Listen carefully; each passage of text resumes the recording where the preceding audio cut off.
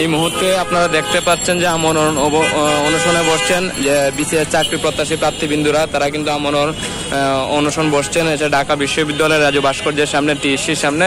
এখানে দেখতেছেন যে অনেক দিন ধরে কিন্তু তারা হচ্ছে বিভিন্ন দাবি নিয়ে কিন্তু এখানে তারা আমরণ অনশন কর্মসূচি পালন করছেন।